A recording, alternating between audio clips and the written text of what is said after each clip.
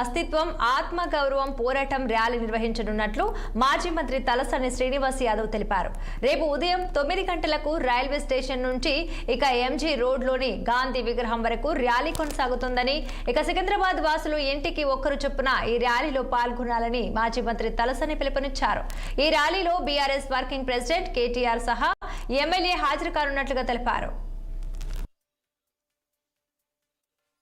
సికింద్రాబాద్ అస్తిత్వం ఆత్మగౌరవ ర్యాలీ ఏదైతే ఒక శాంతియుతమైనటువంటి ర్యాలీని చేపట్టడానికి రేపు ఉదయం 9 గంటలకు సికింద్రాబాద్ రైల్వే స్టేషన్ మీదుగా Prashant theatre, clock tower, battery centre, అదేవిధంగా Manju theatre, Paradise, Gandhi statue వరకు ఈ ర్యాలీ కొనసాగుతుంది.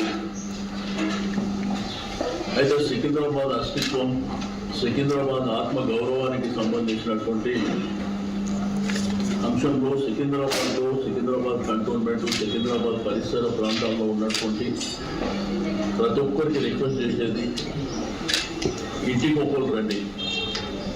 ఇదే మన యొక్క అస్తిత్వం, మన ఆత్మ గౌరవం. అందరూ కూడా భాగస్వామ్యం కావాల్సినటువంటి అవసరం ఉన్నది. నేను ప్రధానమైనటువంటి రాజకీయ పార్టీలు కానీ, స్వచ్ఛంద సంస్థలు కానీ అందరూ కూడా ఇన్వైట్ చేస్తాను. మన ఈ మట్టితోని, ఈ భూమితోని ప్రేమ ఉన్నటువంటి ప్రతి ఒక్కరు ఇంటికి ఒక్కరు చొప్పున రావాల్సినటువంటి అవసరం ఉన్నది. ఎందుకంటే మన తల్లిదండ్రుల పేరు ప్రభుత్వం మారుతుందంటే మనం ఊరుకుందామా? ఇది తీవ్రంగా మనం ప్రొటెక్ట్ చేయవలసినటువంటి అవసరం ఉన్నది.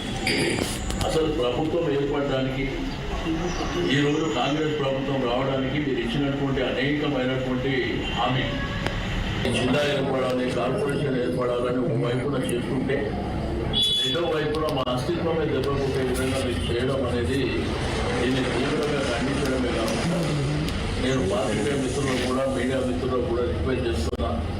సికింద్రాబాద్ అస్తిత్వం, మీరు కూడా సికింద్రాబాద్లో భాగం కాబట్టి మరి ఇక్కడ ఉన్నటువంటి మీరు ఎవరైతే సికింద్రాబాద్, బోయినపల్లి పరిసర ప్రాంతాల్లో ఉన్నటువంటి పార్టీ మిత్రులు కూడా దీన్ని తీవ్రంగా ప్రొటెక్ట్ చేయవలసినటువంటి అవసరం ఉన్నది. సికింద్రాబాద్